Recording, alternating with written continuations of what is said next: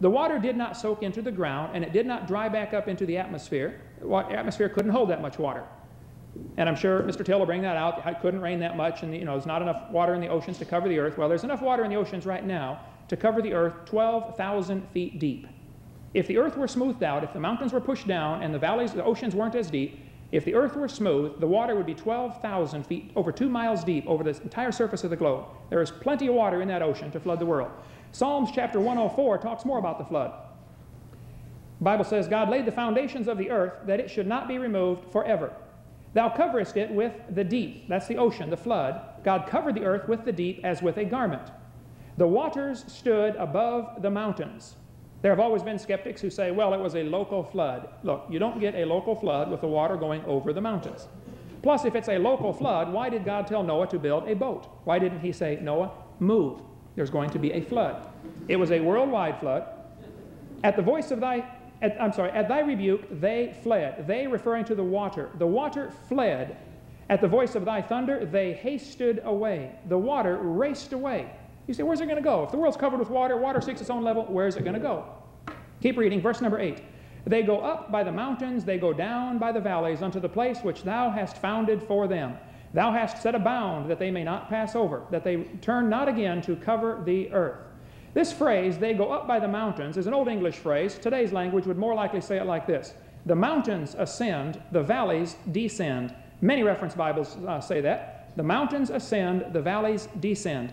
What I believe happened after the flood, the crust of the earth, being very thin and flexible, the crust of the earth sank in the skinnier spots. The thinner places on the earth's crust sank down. The crust of the earth is thinner than the skin of an apple compared to the apple, as far as proportion. Very thin. I taught earth science for years. Under the continents, the crust is about 25 miles thick. Under all of the ocean basins, the crust is 3 to 5 miles thick. Much thinner. I believe that's the thin spots that sank down, the mountains lifted up, and the water raced off into the holes, carving features like Grand Canyon and Badlands in a matter of hours, because you had enormous volumes of water moving through soft sediment.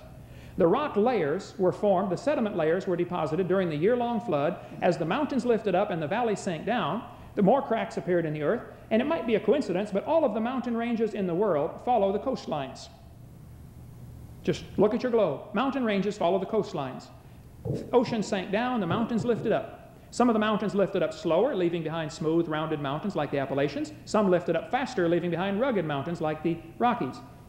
The earth cracked up into plates, either because of the impact of the meteor or because the fountains of the deep broke up right there, or later on, a year later, when the mountains arose. There are 3 possibilities of when the cracks and mountain ranges appeared. Rock strata that are found bent like this all over the world are a very common feature. You don't bend rock layers like that. Twisted, contorted rock layers, they had to be bent while they were soft mud. As the mountains arose and the valleys sank down, those layers were formed. The water ran off, forming features like that. The entire top of Mount Everest, the top 3,000 feet of that mountain, is covered with sedimentary rock packed full of remains of animals that once lived in the sea. Seashells, clams in the closed position are found on top of Mount Everest, tallest mountain in the world. Mount Everest wasn't there before the flood. Mount Everest rose up after the flood. The Himalayan range didn't exist until after the flood. The earth didn't have any giant mountain ranges, and it didn't have any deep ocean basins. So the argument will come up, well, hey, is there enough water, could it rain enough to cover Mount Everest? No, you're thinking of the wrong world. Scoffers are ignorant of what the original creation was like, and they're ignorant of the flood. The mountains rose after the flood, and the valleys sank down. The water raced off into those holes. Is there another? Yeah, switch to the next one there real quick, brother. I got about, how much, 4 minutes left? Yes. Okay, I'll try to get through this Mount St. Helens real quickly and give you an example of what might happen. So the people will say that the idea of the worldwide flood is impossible. Haven't really studied the evidence. There is sedimentary rock all over the world, and petrified clams in the closed position are very common. And I'll have to skip some of this, but the center part of the oceans, the abyss, is the deep part. The other part is called the continental shelf, where it's not as deep. About half of the ocean, here, at least at the Arctic Ocean, is the abyss. The other half is continental shelf. The oceans were smaller after the flood, I believe, for a while, because the textbooks all say here, millions of years it took the Colorado River to carve the Grand Canyon from solid rock. Well, they're basing that on a couple of faulty assumptions. They're basing on the assumption that the Colorado River didn't start on it till after the rock was solid rock. If it was all soft mud, and those are obviously mud layers turned to solid rock, then the erosion would be very rapid. Mount St. Helens did that. When it blew in 1980, the top of the mountain began to blow, and then the north slope slid down. And the volcano made a mudslide, scalding hot mud and ash slid down for many miles. Matter of fact, this computer image, the mud slid all the way down and blocked off the Toutle River. Here's a picture of the mud dam blocking off the Toutle River. 5 days later, the water backed up over the top and went over the top of the dam. Here you have lots of water behind a soft mud dam, and erosion was very rapid. It carved a canyon 140 feet deep, 1,000 feet wide, 2,000 feet long, and it carved it out in 15 minutes.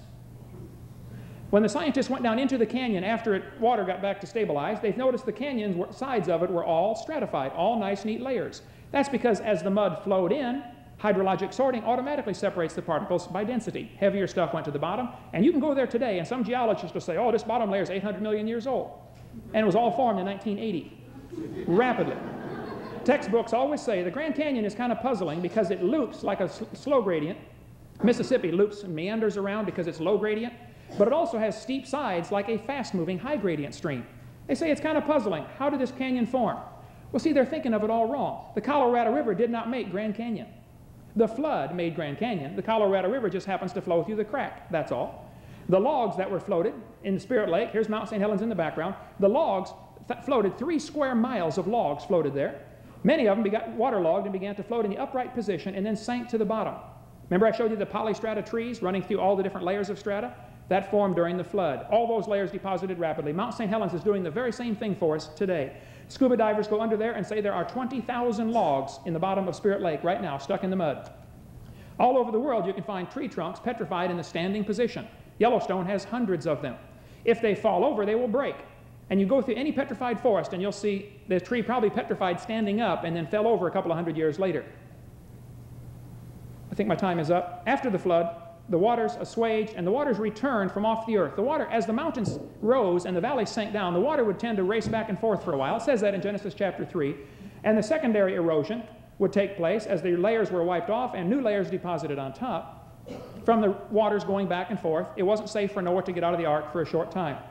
And all of these features of this millions of years ago stuff ought to be illegal in our textbooks. It has nothing to do with science, and you cannot prove those layers are millions of years old. That whole geologic column is the Bible to the evolutionist, and it's a fraud, it's a hoax, it does not exist any place.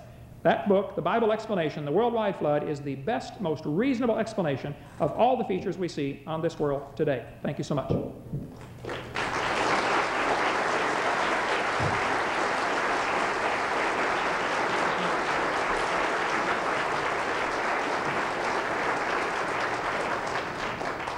Thank you, Dr. Hovind. I fully intended to say at the beginning of this debate that, as has been shown already, I would expect you to give your kind attention to both of our speakers, and please be mindful that they are holding the floor and that we need to give them the utmost in respect and the allowance of the full use of their time. So at this time, we'll hear from Mr. Till.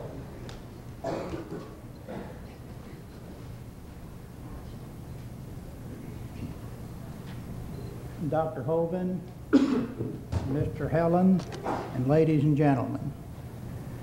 I want to begin by expressing my appreciation for the opportunity to be here. I think it's very commendable that this congregation is willing to invite me here because it has to know that I'm going to say some things that are directly opposed to what this church stands for. And I wanted to express my appreciation